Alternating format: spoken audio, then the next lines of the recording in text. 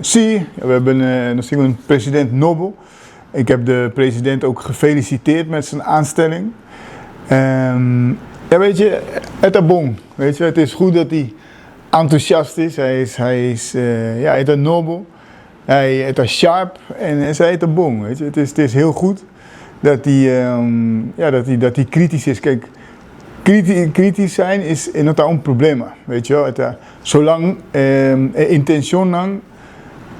Die kritiek, dat bon. Als je goede intenties hebt bij de kritiek, is het goed. Ik zou alleen, ik zou de meneer de nieuwe voorzitter wel meegeven,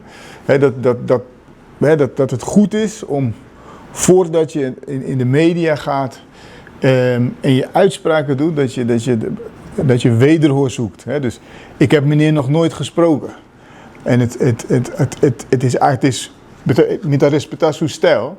Het is niet mijn stijl. Hè. Dus als je iets zegt, en dat is ook een beetje een conduct of police, bij Papia, weet je, zorg dat je de feiten kent. Dat je wederhoor hebt gepleegd. Zodat als je wat zegt, het is dat. Dus veel dingen wat meneer heeft gezegd, wat de voorzitter heeft gezegd, not dat. En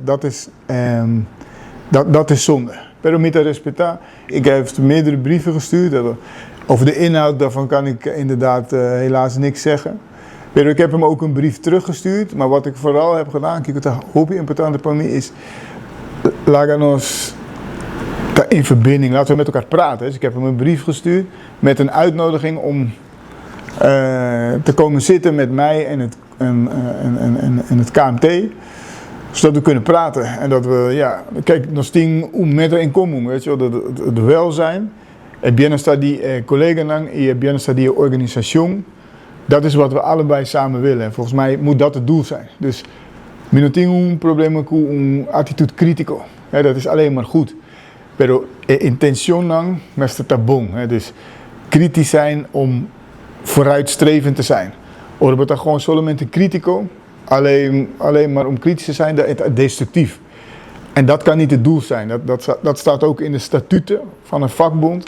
Dat je als vakbond moet zorgen voor verbinding en voor welzijn en voor samenwerking. En samenwerking doe je als je met elkaar praat in plaats van over elkaar. Dus ik wacht op de bond en het bestuur om een gesprek. En ik kijk uit naar goede samenwerking. Hè. Met de vorige bond hebben we ook goed samengewerkt. Dus ik hoop dat we dat nu kunnen voortzetten. Nee, eigenlijk weet je, kritisch houden not verkeerd. Weet je, een attitude critico not verkeerd. Dat dan misstijl, pabuska, solution in plaats van problemen.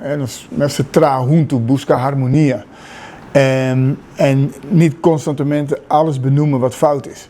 Hè, want het creëert verdeeldheid, het polariseert en het doet geen recht aan alles wat we in de organisatie doen. Niet alles gaat goed, maar we doen echt ons best om de dingen goed te doen. Het is gewoon een goede organisatie die zorgt voor veiligheid en leefbaarheid in onze samenleving. Ja, ik heb inderdaad gehoord wat de vakbondsvoorzitter heeft gezegd.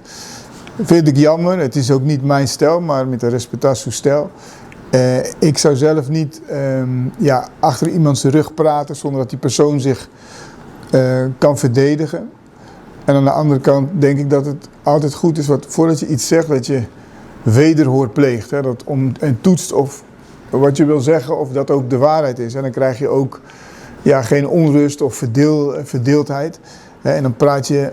Maar kijk, voor mij is het erg belangrijk om professioneel te blijven. En als ik spreek ik over feiten. Gewoon getoetste feiten. Dat is echt belangrijk voor mij. Maar het is geen kritiek.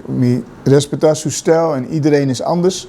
En ik doe vooral een handreiking om hier te komen bij ons om te praten. Zodat we gewoon kijken hoe we goed met elkaar kunnen samenwerken. En dat is volgens mij het doel waar we allemaal voor hier in deze functie zijn. Ik als politiechef en de voorzitter als voorzitter van de bond. Om samen te zorgen voor een gezond korps en een goede plek voor de mensen die er werken.